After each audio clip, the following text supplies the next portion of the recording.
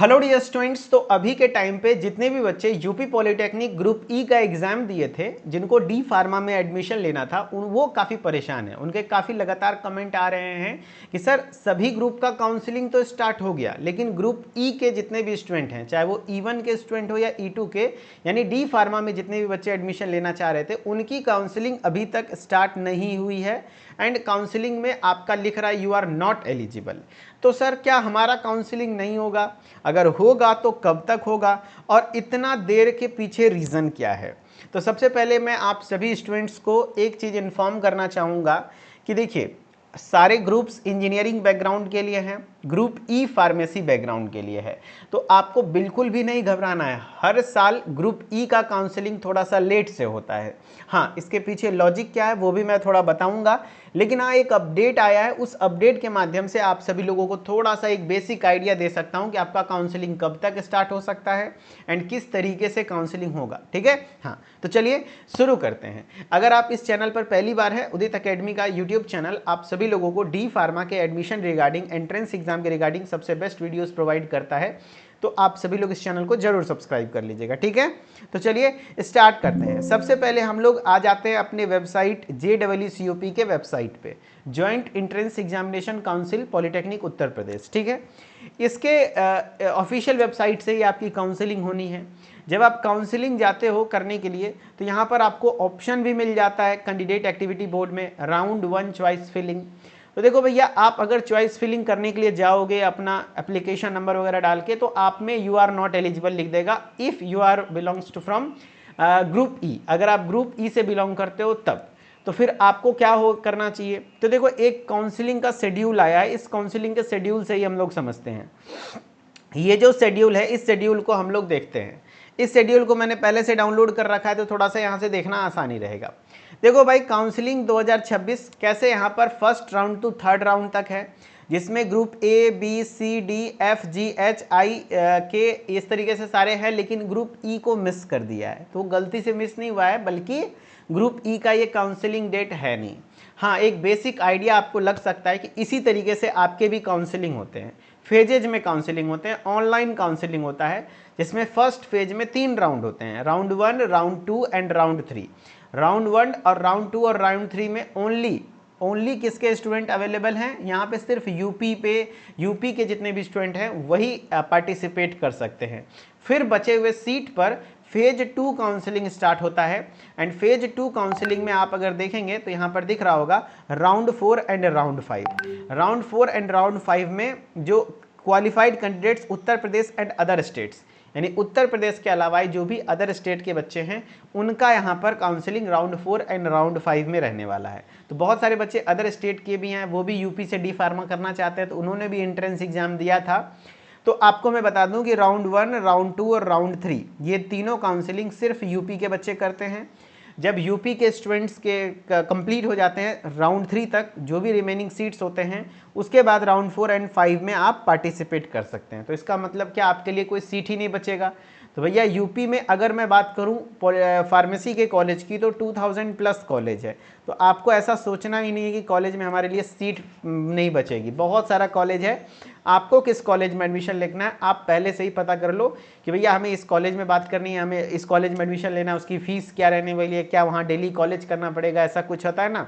अब कैसे पता करें सर, कॉलेज जा के पता करना होगा? नहीं, वेबसाइट है BTUP वेबसाइट, वहाँ से आपको कॉलेज का डिटेल्स मिल जाएगा। बोलेंगे तो आपको नेक्स्ट वीडियो में वो भी बता दूंगा। हर एक कॉलेज का मोबाइल नंबर मिल जाएगा, फीस स्ट्रक्चर मिल जाएगा, डिटेल्स मिल जाएगा, PCI अप्रूवल मिल जाएगा, ताकि आपको कंफर्म हो जाए कि हाँ भैया वो PCI अप्रूव्ड है। ठीक है, नेक्स्ट वीडियो में अगर आपको वो चाहिए तो आप कमेंट में BTUP सर्च कर दो, college list BTUP, board of technical education Uttar Pradesh, यहीं से एफिलिएटेड कॉलेज होते हैं। तो आप BTUP कमेंट में कर देना, तो मैं अगला वीडियो वही बना दूंगा। ठीक है, जिससे आप सर्च कर पाओगे कि आपके डिस्ट्रिक्ट में, आप जिस भी डिस्ट्रिक्ट में एडमिशन लेना चाहते हैं, वहाँ पर बेस्ट गवर्नमेंट कॉलेज कौन सा है, एडेड कॉलेज कौन सा बेस्ट है, प्राइवेट कॉलेज कौन सा बेस्ट है, क्या रैंकिंग है, क्या नंबर है। आप फ़ोन पे ही कॉलेज वालों से बात कर सकते हो, सारी जानकारी ले सकते हो, हर एक कॉलेज जाने की जरूरत नहीं है। और जहाँ की फीस आपको सही लगे वहाँ पर आप दे सकते हो।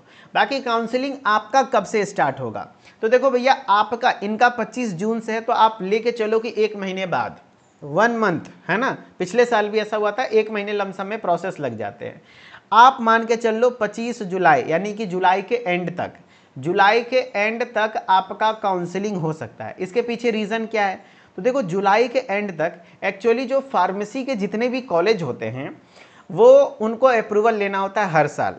और आपको पता है, मैं थोड़ा सा हार्श रियलिटी बता देता हूँ कि हमारा जो फार्मेसी काउंसिल ऑफ इंडिया है जो अप्रूवल देती है, पीसीआई है ना, जो कि पूरे इंडिया के हर एक फार्मेसी कॉलेज को चेक करती है, उनका वहाँ का इंफ्रास्ट्रक्चर कैसा है, वहाँ की क्या कहते हैं जो टीचर है, फैकल्टी मेंबर्स हैं कि नहीं है, लैब है कि नहीं है, ये सब चेक करके उनको अप्रूवल देती है।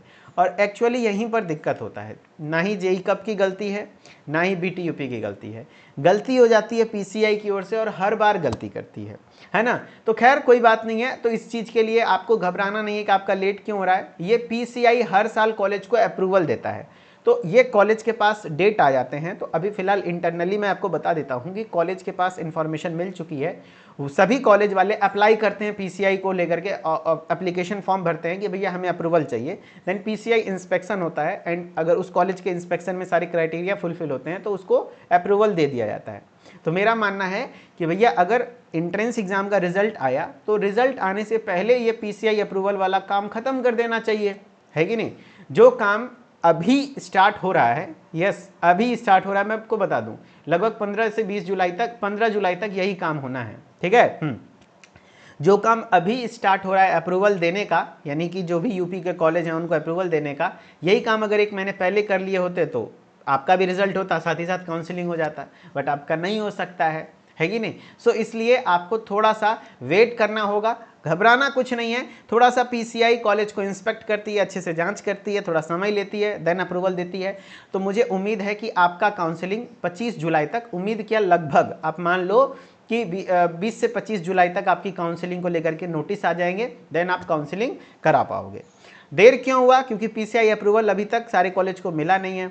जैसे जैसे सारे कॉलेज को मिलता जाएगा तो जिस कॉलेज को अप्रूवल मिला वही कॉलेज पार्टिसिपेट कर पाएगा काउंसलिंग में, एंड आप उसी कॉलेज से अपनी फार्मेसी की पढ़ाई स्टार्ट कर पाओगे।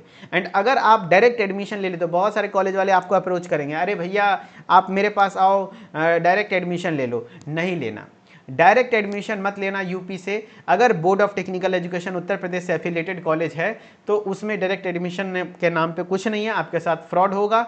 ओपनली मैं बोल रहा हूँ, फ्रॉड होगा, बहुत सारे बच्चों के साथ हुआ है, आपके साथ भी होगा। अभी 1 रुपया भी नहीं देना है। प्रोसेस क्या रहेगा सर, कैसे हम बचे फ्रॉड से? यहाँ पर कॉलेज वाले, देखो भाई ऐसा बोलना नहीं चाहिए, लेकिन वो बच्चों को बहुत गलत तरीके से ट्रीट करते हैं, उनके साथ फ्रॉड करते हैं, तो इसलिए आपको ध्यान रखना है। अभी के टाइम पे आपको क्या करना है, एक प्रोसेस में बताता हूँ। आपने सबसे पहले फॉर्म भरा था, एप्लीकेशन फॉर्म, बहुत बढ़िया, ये फर्स्ट स्टेप होता है, फॉर्म भर लिया। उसके बाद आपको क्या करना था मैं यहाँ पर बता देता हूँ।